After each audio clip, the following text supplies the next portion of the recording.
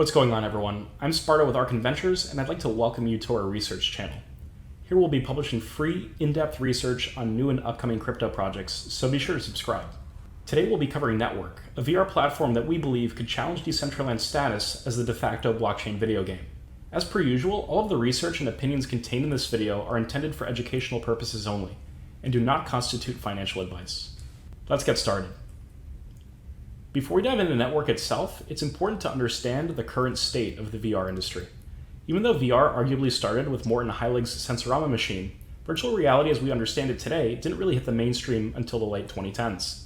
While the technology still hasn't reached its maturity, this doesn't bottleneck the speculation on just how big VR will be. You may remember hearing about Facebook's acquisition of Oculus in 2014. In the years and months following, tech giants like Google and Microsoft have attempted to stake their claim in what promises to be the next big thing for entertainment. Seeing the opportunity to capitalize on the growing trend, we saw an explosion of commercial headset releases, with PlayStation and Valve leading the pack for gamers. Fast forward to 2020, the VR market found renewed demand with gamers and enthusiasts alike who wanted to explore new worlds in spite of quarantine restrictions. While most research firms place the industry's evaluation between $6.1 and $17 billion, projections show the future show considerable room for growth. Our research indicates that a total market capitalization of up to $184 billion by 2025 is within reach. Now, if the industry is to reach such heights, some fundamental problems with its present state need to be addressed. At the moment, VR totally lacks novel monetization options. Even the largest virtual reality social network, VRChat, lacks support for any kind of marketplace. The lack of monetization infrastructure and easy-to-use dev tools also means that independent creators can't easily share their work with other users. This leads to an overall lack of quality content and greatly bottlenecks the medium's ability to realize its true potential.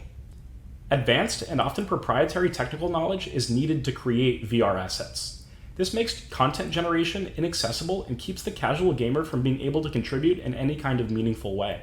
If you're familiar with games like Garry's Mod and Minecraft that have simple editing tools, you know this isn't the norm. In fact, these games have gotten so popular precisely because it's easy to share the content that people create. Let's talk about NetVRk itself. Since 2016, NetVRk has been building a platform that addresses the aforementioned challenges through a variety of different solutions, including the use of blockchain technology. NetVRk promises to deliver to gamers, enthusiasts, and the public at large a vast virtual sandbox where what they can do is limited only by their imagination. Unlike more traditional story-driven games, a sandbox allows users to do essentially whatever they want. Such an ambitious goal means nothing without the infrastructure and community to support it. That's why NetVRk has implemented a blockchain-based marketplace that allows users to upload and monetize custom assets, mint NFTs, and seamlessly share that content across the entire ecosystem. A read through NetVRk's white paper makes it very evident that their emphasis is on ease of use and accessibility. In fact, a VR headset isn't even required to interact with NetVRk's metaverse.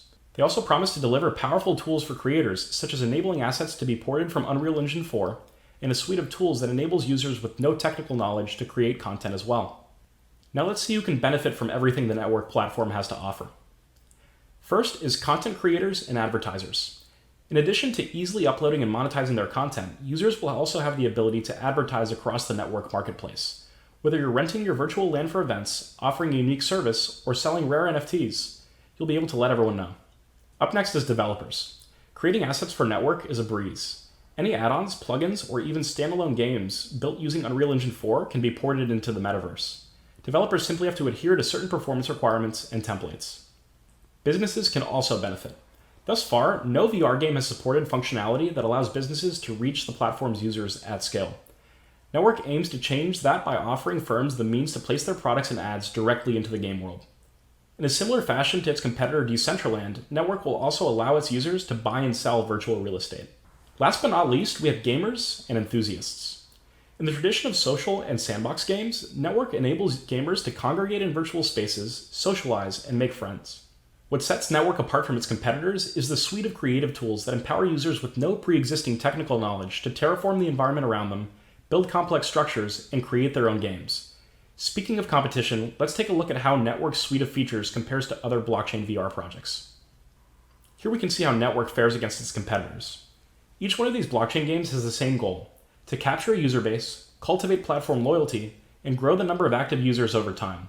I'll be excluding Inverse and Sandbox as I think their value proposals differ greatly from NetVRk's. Seek and High Fidelity are focused more on the entertainment industry, attempting to draw users to their virtual music venues and clubs through celebrity endorsements and licensing deals.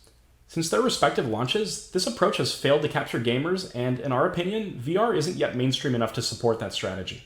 Decentraland is the most well-known blockchain VR project, but it lacks a lot of the functionality Network already has and opts for a graphical style that's quite limiting to creators.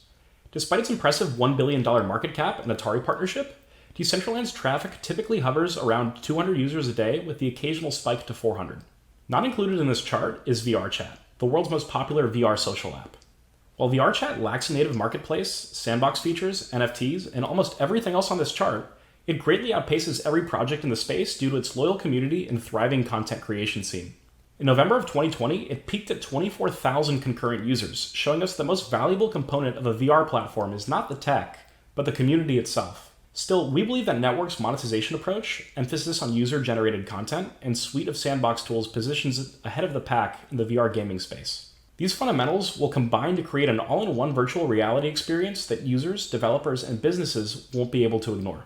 In fact, I interviewed a number of VRChat users while making this presentation, and they all told me the same thing. The features that Network offers are things we've been waiting for a long time. Let's talk about the partners. There are a lot of them, but there are two that they haven't said anything about.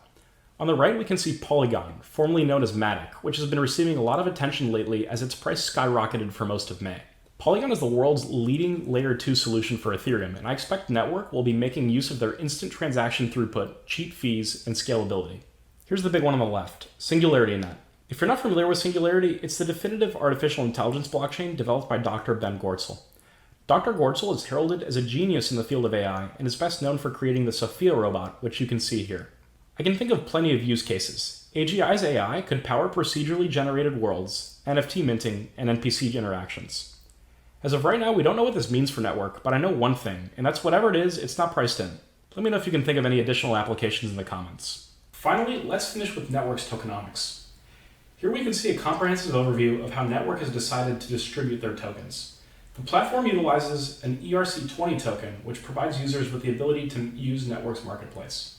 Users will also be able to stake their tokens for passive rewards that will be based on platform profits. The circulating supply at launch was 4.52 million Network tokens. At the time of recording, Network is trading at around 52 cents, meaning the market cap is roughly 2.35 million. These numbers are slightly higher if you include the Uniswap liquidity pool. If you take away anything from this presentation, it should be the following. All of our research suggests that virtual reality's exponential growth trend is likely to continue. Network is also the only project we believe can rival Decentraland as it has superior tech, more use cases, and caters to both business to consumer and business to business. For this reason, we see a lot of room for token price to appreciate. The platform's collaboration with SingularityNet is likely to create a lot of buzz as it opens up a whole new realm of possibilities for VR content. Also, as previously mentioned, market cap is presently just under 3 million, meaning that the potential for growth is quite high. Early access is expected to launch later this year, meaning that land sales and speculation have yet to begin. A marketing campaign highlighting partnerships is currently taking place, and we expect that token price will appreciate accordingly. That concludes our presentation for this week. Thank you for watching, and be sure to check the description for more information. We'll see you next time.